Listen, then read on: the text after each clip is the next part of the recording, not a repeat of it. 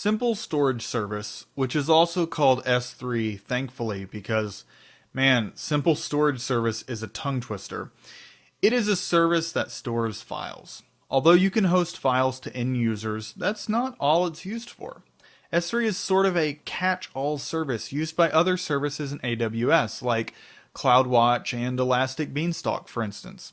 It's widely used throughout AWS as the place to store files. S3 can be used for any type of file, and the only limitation is a maximum size of 5 terabytes. And that was not a mistake. The maximum object size is actually 5 terabytes.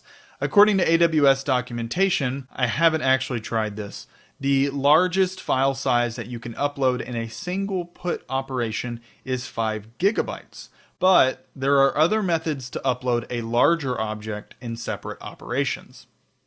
Buckets are the foundational structure in S3.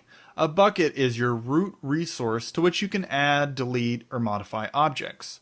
There are all sorts of configuration options that you can set on buckets, like permissions, hosting options, and logging. Buckets can be configured to trigger events when changes happen, preserve old versions of any objects, and automatically replicate objects to different regions. Once created, buckets are assigned URLs to which you can access the objects contained within them. When the permissions for objects are modified to allow anonymous access, S3 can be used to host static files for websites. There are a lot of options Amazon has added to S3 that make it extremely flexible and useful in a variety of situations. S3 makes it simple to use for hosting a static website. Within the bucket configuration options, there is the ability to enable static website hosting for the given bucket. You still have object-level permissions to give access to anonymous or authenticated users, but the bucket itself will respond to requests and be enabled to interact with Route 53 URLs. This is a quick and easy way to get a static website up with very minimal cost. If hosting a site like this, or even just assets for a website like images, sounds like your use case, you may be wondering how to solve the latency problem I mentioned in the last module.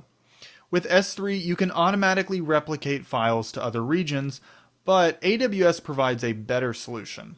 By using another service from Amazon called CloudFront, you can cache your content, sometimes called edging your content, at locations around the world. We'll talk about CloudFront more in the next module. Now let's talk about how much this is going to cost you.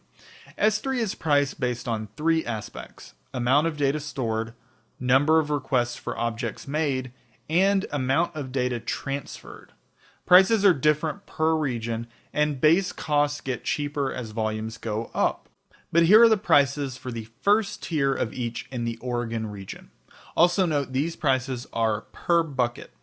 AWS charges 3 cents per gigabyte of data stored. Pretty reasonable.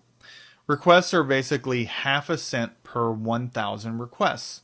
And for data transferred, the first gigabyte per month is free, and then 9 cents per gigabyte up to 10 terabytes. Overall, I think S3 is pretty reasonably priced for storage and has a low barrier of entry. Not to mention that there's a free tier giving you 5 gigabytes of storage and some free requests and data transfer for the first year.